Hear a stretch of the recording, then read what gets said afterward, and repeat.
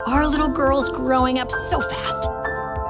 And things couldn't be better. Inside Out offers a glimpse into Riley's young mind to present the feelings that shape her existence. When Inside Out was first released, we laughed and wept over the emotions of joy, sadness, fear, anger, and disgust. But little did we know that many other emotions were eventually deleted. Inside Out was released in 2015 and is now regarded by many as one of the best Pixar movies ever made. Inside Out had a great deal of emotional depth, even for an animated children's movie, which set it apart from most others.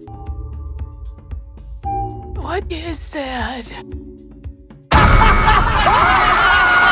The complicated storytelling in this Pixar movie probably caught any parent who chose to take their child to the movies off their radar. The story of Inside Out delves profoundly into the intricate emotional state of Riley, a young child who has just moved to a new town. Both young and old viewers found the movie to be emotionally compelling because it personifies a variety of complex emotions that are frequently difficult to put into words. Riley's entire range of emotions, including joy, sadness, fear, anger, and disgust, were all brought to life for the audience. During the long process of taking this animated journey into Riley's mind, many other emotions compete for the role. However, for those hoping to see more emotions in the film, you might be interested to know that many others were considered for inclusion, but they didn't make it into the movie.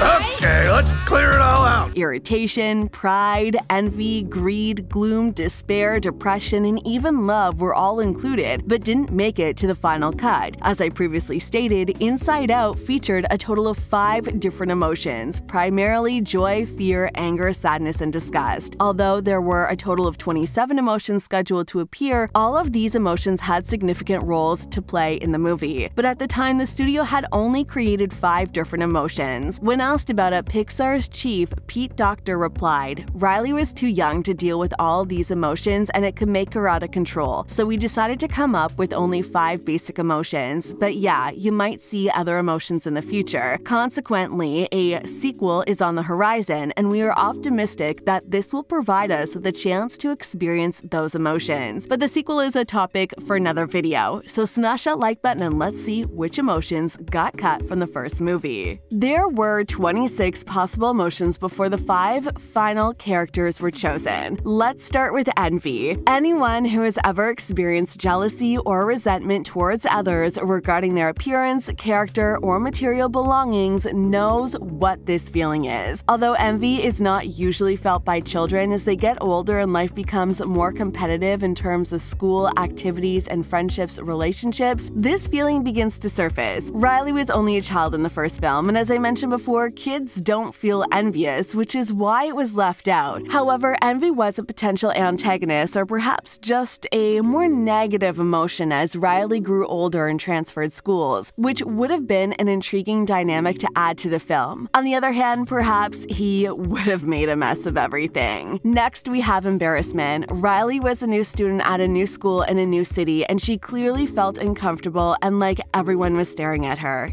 Who made the console orange? Do I look orange? I didn't touch it. Orange is not my color. Not me.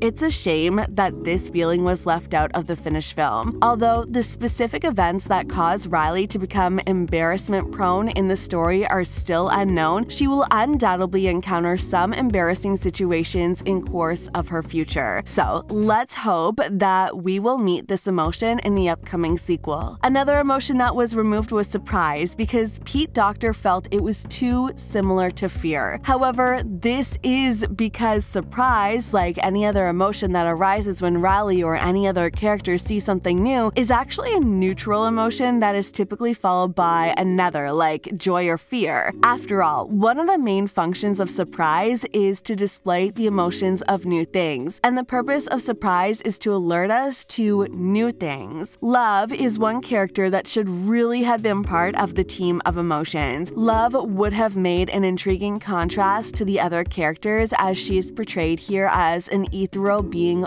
full of warmth and light. The fact that Pixar initially depicted this emotion in two different ways is interesting. The initial feeling feels similar to that of a newborn and can be applied to the adolescent's initial feeling of affection for someone. When a teen does fall in love with someone, they can use the second strategy, which is a more advanced version. We're not sure if they'll introduce both, but we can be sure that this feeling will be explored in the follow-up. Let's discuss a much more negative feeling that was left out. Though gloom was originally intended to be kind of an antagonist, as the narrative progressed, gloom began to sound more and more like depression. Characterizing the emotion was abandoned because the writers didn't want to get into a clinical diagnosis and instead suggested that depression was just a villain that could be defeated like other, more conventional villains in Disney movies. Heidi, where can I put my stuff? A new emotion! Wow! Oh, I'm sorry. Nevertheless, the idea remained in the final cut, and that choice made the film more relatable and sensitive. There is one emotion that doctors more upset about losing: schadenfreude. It sounds strange, but it would have been a funny addition that would make adults laugh. You know how when you fall down and mommy laughs, that's the emotion that makes me do that. That was funny for sure, but it might have been hard to explain to a young child. Ennui translates to the idea of disinterest and boredom, and I don't know why it was left out, as kids get often bored by things. However, I am aware that the much-anticipated sequel will focus on the topic of ennui, so I suppose we will find out more about this feeling and how it plays a role in Riley's life. Maybe the only entirely positive emotion in the film is joy. However, adding hope might have enhanced this optimism and perhaps even served as joy's sort of sidekick. The main issue with having hope in the film is, like love, she was too strong of an emotional pull. Something along those lines would have changed the course of the entire narrative. Throughout her arc in this fantastic film, Riley experiences a wide range of emotions. Guilt would have been a fantastic addition and could have created some emotional complexity. Riley goes through a very emotional journey and does some things in Inside Out that she may not have done. Though perhaps guilt would have been one too many characters in all of that, it would have played a significant part. Shame is another emotion that Riley evidently encounters during the film but is cut out. Riley felt like a stranger in the strange city, attending a new school, and she appeared to be the center of attention. It's a real shame that this feeling was left out of the finished film. It's possible that shame and embarrassment were always present together, bonding deeply and silently in the background while the other emotions surfaced. All of these were removed, along with logic, which the director said was left out to allow Riley to make her own decisions based on her feelings. When you divide them in that way, you can begin to understand the real process that the filmmakers went through to reduce every human emotion to just the 5 that they ultimately chose. Furthermore, where does it end? Obviously, the question of where hate is would be the focus if you had a character such as love. It's also amazing how much of the human experience joy truly extends beyond. This made the story easier to follow and more clear. It was also simpler to integrate many of the more complex emotions into the remaining characters because they frequently overlapped with one another. In an early sequence with Pride and Schadenfreude is introduced by Doctor in a DVD clip. From this scene to the end of the movie, the main distinction is that the emotions are given human names. For example, fear is called Freddy and anger is called Ira. It was later realized by Doctor that this became excessively unclear. Saying, "Hey anger, come here," just seemed really weird to me at first. My thought was to be clever about it. We tried that for a while, but I was wrong, so we backed off. Who therefore had the best chance of making it into the movie? Pride and Hope appear to have had made the final cuts. However, Pride would be pleased to hear that his big screen debut is saved.